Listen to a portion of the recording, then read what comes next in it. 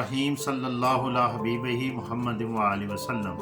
مشتاق Ahmad مخدومی YouTube channel کے ناظرین کو سلام عرض ہے۔ ناظرین، اس ویڈیو میں آپ کو مولانا روم رحمۃ اللہ علیہ کی مثنوی سے ایک انتہائی پر مغز اور حکمت سے بھرپور حقائق نقل کروں گا۔ اس حقائق میں آپ ایک ایسے شخص کا واقعہ نقل کرتے ہیں جو ایک پیڑ کے نیچے سویا ہوتا ہے، تو ایک عقل مند گھوڑ سوار وہاں سے گزر رہا ہوتا ہے۔ گھوڑ سوار کیا دیکھتا ہے کہ وہ شخص جو سویا ہوا ہے اس کے منہ میں ایک سانپ داخل ہو جاتا ہے۔ بڑی کوشش کرتا ہے گھوڑے کو دوڑا کر تاکہ اس کو بتائے، لیکن اتنے میں اس کے منہ میں وہ داخل ہو جاتا ہے۔ اب عقل مند گھوڑ سوار نے کو اٹھایا اور اس کو مارنے لگ گیا۔ گھوڑ سوار کہتا ہے کہ یہ تم میرے ساتھ کیا کر رہے ہو، مجھے پر ظلم کر رہے ہو، زیادتی کر رہے ہو۔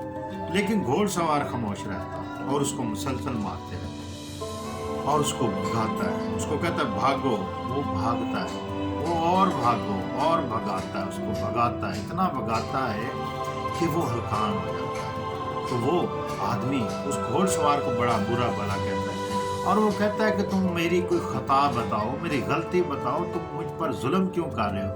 اتنا ظلم تو کوئی بھی کسی پر نہیں کرتا۔ وہ چیخا ہے سردار، آخر کیوں بغیر قصور کے تو نے میری جان لینے کا ارادہ کیا ہے؟ اگر اصلاً تجھے میری جان سے دشمنی ہے، تلوار مار، ایک دم سے میرا خون بہا دے۔ وہ گھڑی بڑی منحوس تھی کہ میں تیرے سامنے آیا۔ وہ قابل مبارکباد ہے جس نے تیرا چہرہ نہ دیکھا۔ بلا زیادتی، بلا خطا، بلا کمی اور بیشی کے کافر بھی یہ ظلم جائز نہیں سمجھتے ہیں۔ بات کے ساتھ میرے منہ سے خون ٹپکتا ہے۔ اے خدا، تو اس کا بدلہ لے۔ وہ ہر لمحہ ایک نئی ملامت کر رہا تھا اور وہ اس کو مارتا تھا کہ اس بیابان میں دوڑ، کوڑے کی چوٹ اور ہوا کی طرح کا سوار وہ دوڑتا تھا اور پھر منہ کے بل گرتا تھا۔ وہ شکم پر اور نیند میں اور سست تھا۔ اس کے سر اور پیروں پر ہزاروں زخم ہو گئے تھے۔ رات تک کھینچا تانی جاری رہی، یہاں تک کہ اس کو صفرا کی قے ہونے لگی۔ اس سے اچھا برا کھایا باہر نکل پڑا۔ اس کے کھائے ہوئے کے ساتھ سانپ بھی اس سے نکلا۔ جب اس نے اپنے پیٹ میں سے سانپ نکلتا دیکھا تو اس بھلے انسان کا اس نے شکریہ ادا کیا۔ اس کالے بھدے موٹے سانپ کا ڈر جب اسے نظر آیا، وہ تکلیفیں اس سے جاتی رہیں۔ بولا، تو رحمت کا فرشتہ ہے یا میرا آقا اور مربی ہے؟ وہ کتنی نیک گھڑی تھی کہ میں نے تجھے دیکھا۔ میں مر چکا تھا، تو نے مجھے نئی زندگی بخشی۔ تو ماؤں کی طرح میری دیکھ بھال کرنے والا ہے۔ میں تجھ سے گدھوں کی طرح بھاگنے والا تھا۔ گدھا مالک سے گدھے پن سے بھاگتا ہے۔ اس کا مالک نیک بختی کی وجہ سے اس کے در پہ ہے۔ وہ اس کو نفع کے لیے نہیں ڈھونڈتا ہے، لیکن اس وجہ سے کہ اس کو بھیڑیا یا درندہ نہ پھاڑ ڈالے۔ مبارک ہے جو تیرا چہرہ دیکھے یا اچانک تیرے کونچے میں جا پہنچے۔ اے وہ کہ پاک جان تیری ثنا خواں ہے۔ میں نے تجھے کس قدر بےہودہ باتیں کی اور بکواس کی، اے آقا اور شہنشاہ، اے سردار۔ میں نے نہیں، میری نادانی نے کہا، اس پر داروگیر نہ کر۔ اگر میں اس حال کا تھوڑا سا حصہ بھی جان لیتا تو بےہودہ بکواس نہ کرتا۔ تیری میں بہت تعریف کرتا اگر تو واقعہ کا تھوڑا سا اشارہ بھی کر دیتا، لیکن تو چپ رہ کر پریشان کرتا تھا۔ خاموشی سے میرے سر کو کچل رہا تھا۔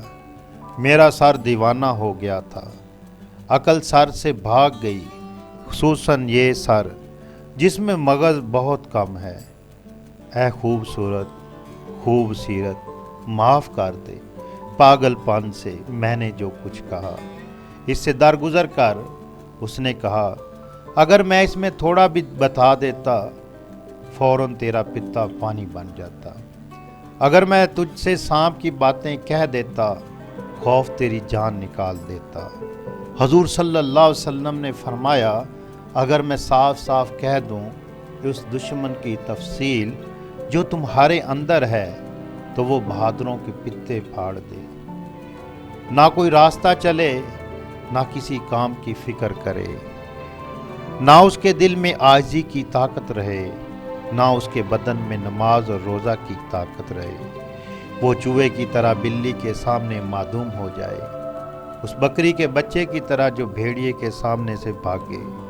اس میں نہ کوئی تدبیر رہے نہ چال، میں بغیر بتائے تمہاری تربیت کرتا ہوں۔ ابوبکر ربانی کی طرح میں خاموش رہتا ہوں، ہاتھ سے حضرت داؤد علیہ السلام کی طرح لوہے کا کام کرتا ہوں، تاکہ ناممکن میرے ہاتھ سے موجود ہو جائے، پرانچے ہوئے پرندے کے پر لگ جائے۔